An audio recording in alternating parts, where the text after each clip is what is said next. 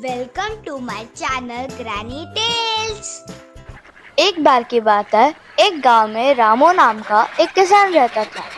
उसके पास एक मेहनती गाय और एक गधा था।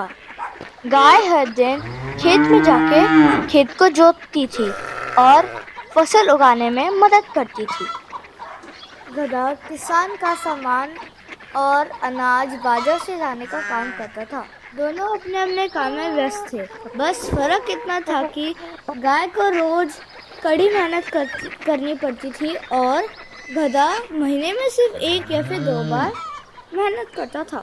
एक दोपहर गाय ने मजाक मजाक में बोल दिया, अरे गधे भाई, तुम्हारे तो मजे है, तुम्हें तो सिर्फ महीने में 1 या फिर 2 बार भारी सामान उठाना पड़ता है। गधा हंस कर बोला, अगर तुम्हें भी मेरे घर आराम करना है तो बस तुम्हें एक काम करना पड़ेगा।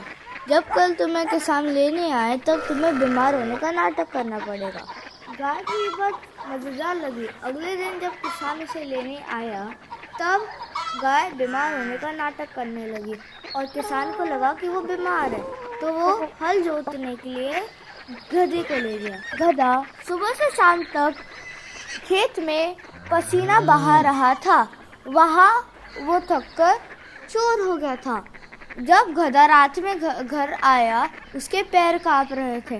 गाय ने हंसते हुए पूछा, और बताओ कैसा लगा खेत जोत कर? गधा नाराज होकर बोला, उफ, मैं बहुत थक गया हूँ, कल तो मैं भी बीमार होने का नाटक करूँगा, फिर देखते हैं किसान क्या करता है। गाय बोला, हाँ अच्छा है, कल हम दोनों आराम करेंगे। लेकिन किस्मत को कुछ और ही मंजूर था। रात में किसान पास में बैठा हुआ उनकी सारी बातें सुन लिया। अगले दिन किसान अपने बेटे को बोलता है कि आज मैं दोनों को बेच दूंगा। गाय और गधा मेरे कोई काम के नहीं है। गाय ने भी ये बात सुन ली थी। ये बात सुन के गाय के तो रोंगटे खड़े हो गए। उसने फिर ये बात गधे को जाकर बताई कि भाई गधे, आज तो मालिक और उसका बेटा बात कर रहा था कि वो हम दोनों को बेच देंगे। उसको लगता है कि हम कोई काम के नहीं है। गधा बोला, हाँ अभी तो मैं भी डर गया हूँ। गधा बोला, हाँ अब से हम मेहनत करेंगे, चाहे काम कितना भी कठिन हो। जैसे ही किसान उनके पास आया, गाय खेत जोतने के लिए गई और गधा सामान डोलने के लिए गया। किसान ये देखकर मुस्कुराया और कहा, शाबाश, यही चाहिए था, मेहनत और ईमानदारी।